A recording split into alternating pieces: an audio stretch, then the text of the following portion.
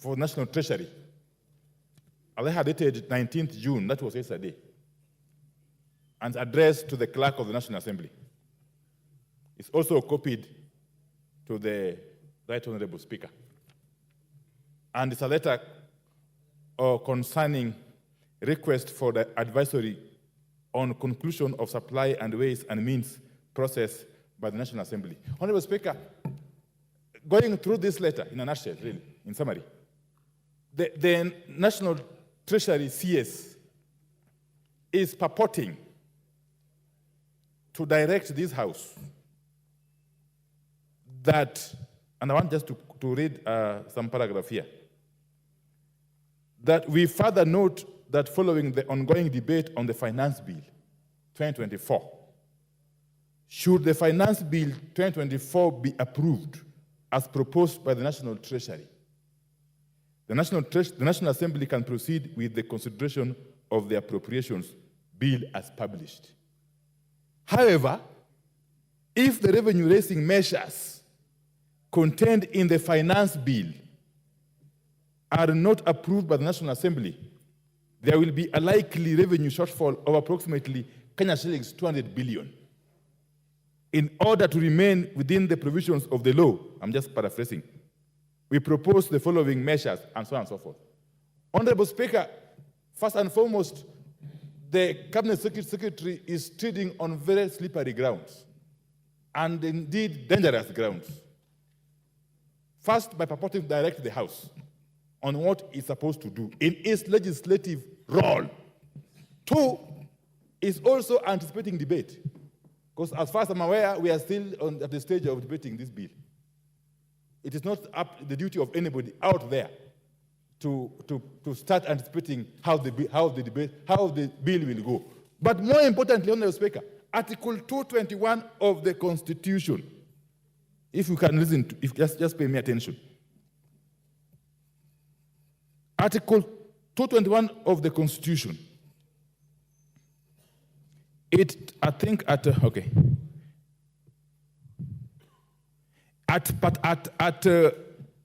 Article 6, it says that when the estimates of national government expenditure and the estimates of expenditure for the judiciary and parliament have been approved by the National Assembly, they shall be included in an appropriation bill which shall be introduced into the National Assembly to authorize withdrawal from the consolidatory fund, and so on and so forth.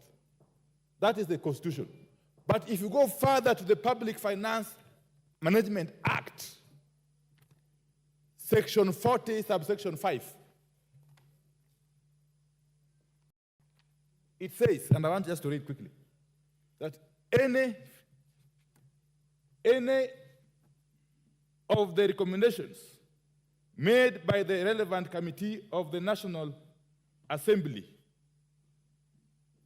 or adopted by the National Assembly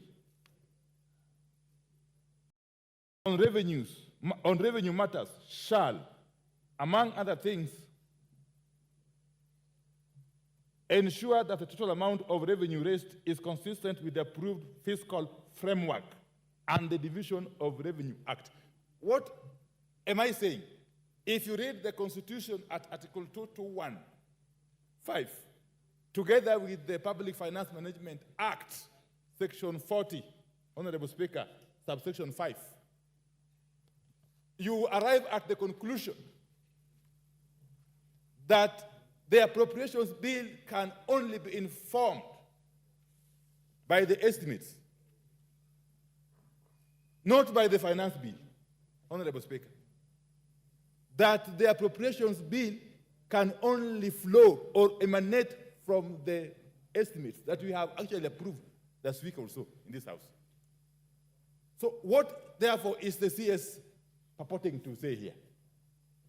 He's saying that if we don't approve the finance bill as in the form it originated from, I think, National Treasury, we shall have, therefore, to review or change the appropriations bill to conform with the finance bill as passed. Honorable Speaker, my submission is that it is the First and foremost, we need to know from the chair of the Committee on Finance. Because the work of the Committee on Finance is to look for ways to raise money to finance the budget that has been passed. Are they saying that they were never to look for money to finance the budget that we passed last week? If so, the logical thing, Honorable Speaker, is to do a supplementary budget. That is the only logical thing, not to do what the CS is purporting to direct us to do here. So what I want to ask you, Honorable Speaker, first and foremost, is to call the CS to order. To order from your chair. He cannot be seen to be supervising this House. In other words, actually he's trying to put pressure on this House to act in a particular manner. Yes. The CS of National Treasury, who is not elected by anybody, as far as I'm concerned, is purporting to supervise this House in its legislative role. Something that flies in the face of the Constitution and the relevant law, Honorable Speaker. So I would want at the very least that you direct that this letter be withdrawn by the National Treasury. And secondly, to compel him to commit not to attempt now or in the future to try to dictate to this House in the manner it's supposed to conduct its business. I submit, Honorable Speaker. Majority Leader. Thank you, Honorable Speaker. And let me thank the Leader of Majority for raising this particular issue about this letter. But, Honorable Speaker, the Minority Leader, sorry.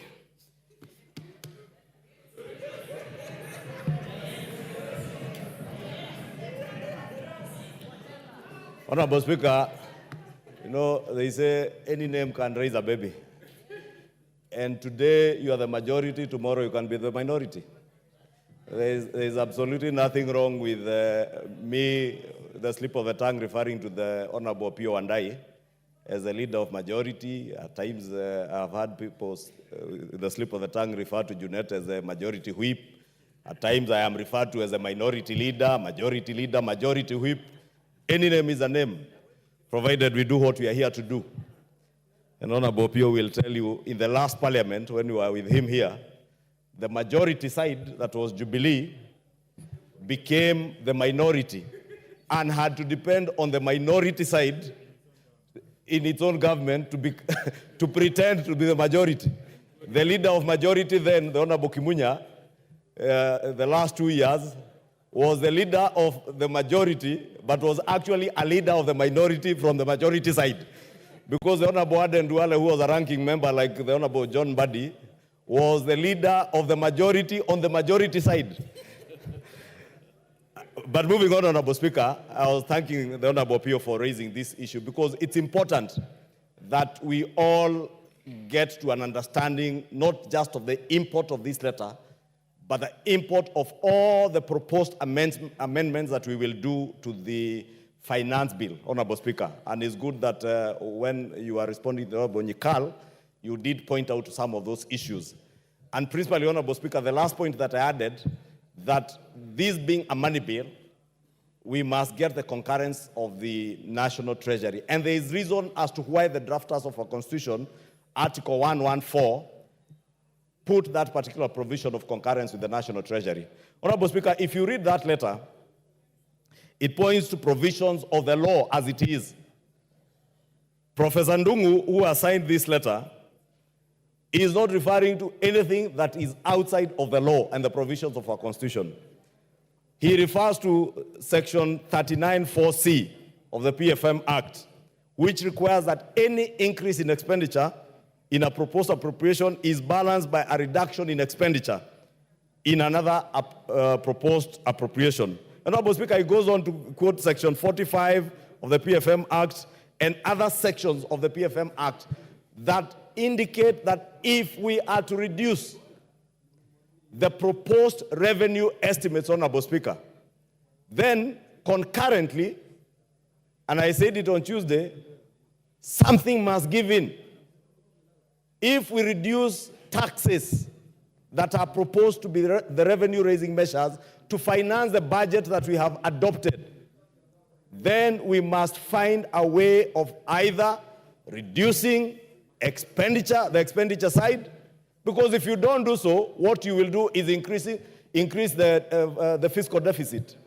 It is this House, Honorable Speaker, and I was hoping the Honorable Njuguna Ndung'u had pointed to it, and I see he hadn't, that we passed a debt ceiling in this House. We cannot go beyond that which we have passed in this House. The National Treasury cannot borrow beyond a certain point, a ceiling that we have set by law in this House. And therefore, if we're asking that let us reduce the revenues, but don't touch the expenditure side, what we are doing is simply telling the National Treasury, increase the fiscal deficit against the law. And we cannot act against the law. I know we are the lawmakers, but we are not allowed by the Constitution to act ultra vires the Constitution. Therefore, Honorable Speaker, what the Cabinet Secretary, it could be a preemptive. It could be preemptive that I want to agree with the Honorable Opiyo. It is preempting debate, but the Honorable Njuguna Ndung'u, CS Njuguna Ndung'u, is not engaging in debate. This is an advisory opinion to us, reminding us that we need to abide by the Constitution and by our own laws. Honorable Speaker, the leader of minority spoke to the need, and he has asserted that the right thing, and he said it so emphatically you would want to believe him, that the right thing to do is to do a supplementary budget. That is the wrong thing to do. It is the wrong thing to do, Honorable Speaker, because you cannot begin from a mistake and say now we will break the law at this particular stage, then we will fix it with a supplementary budget. Supplementary budget should only come in once we have in the first instance, bound by what is provided for in the law. We have not burst our fiscal deficit as stipulated under our PFM Act. And if in the course of implementation of this budget, there are additional expenditures that then would lead to a bursting of that fiscal deficit, then we call for a supplementary budget. But we cannot say that at this point what we should be doing is a supplementary budget. What shall we be supplementing if we are even yet to pass the appropriations bill? We need to pass the appropriations bill and the finance bill so that we complete the budget-making cycle. Once you complete the budget-making cycle, then after that you can do a supplementary budget. But we cannot complete a budget-making cycle against the law. And that is what Honorable Opiyo Wandayi is telling us that we should do. It is my humble submission, Honorable Speaker, then, that this letter is in good standing, and this is the way it is. I saw a number of votes, Honorable Speaker, and I said on Tuesday, Honorable Speaker, when this report was tabled, that someone once quipped that choices have consequences. And in lawmaking, the same is true. If we choose to cut on our revenue-raising measures, as the Finance Committee has proposed, there will definitely be consequences. Honorable Speaker, I am fortunate to have been in this House in the last Parliament. The Honorable Wandayi, who has raised this issue, and the Honorable Junet were in this House in 2018. In 2018, Honorable Speaker, you remember the contentious Uhuru second term, the second finance bill. It was equally contentious. And you remember the debate that was there then about fuel, from 16%, 8%, from 0% VAT. And when we did the revenue-raising measures bill in the form of a finance bill, consequently, we had to adjust the expenditure side. Therefore, Honorable Speaker, it is not the first time it is happening, and it is not the last time. Therefore, if our JSS teachers who we appropriated resources to hire, if there isn't adequate resources to hire JSS teachers, then something has to give in. If there is a road in Ugunja constituency that was to be tarmacked, and the resources are not enough, or in Kikuyu constituency for that matter, then we just have to do away with them, Honorable Speaker. Therefore, I just want to ask the Honorable Opiyo to hold his horses. In actual fact, what we are doing now is anticipating debate, Honorable Speaker. We are the ones now who are anticipating debate because we are yet to complete the finance bill, because at the conclusion of the finance bill, it is only at that point we'll be able to tell the net effect of all the changes that have been made and decide whether then we need whatever quantum we need to adjust on the expenditure side. Honorable Speaker, let me just conclude by saying we cannot and we shall not have our cake and eat it at the same time. Thank you, Honorable Speaker.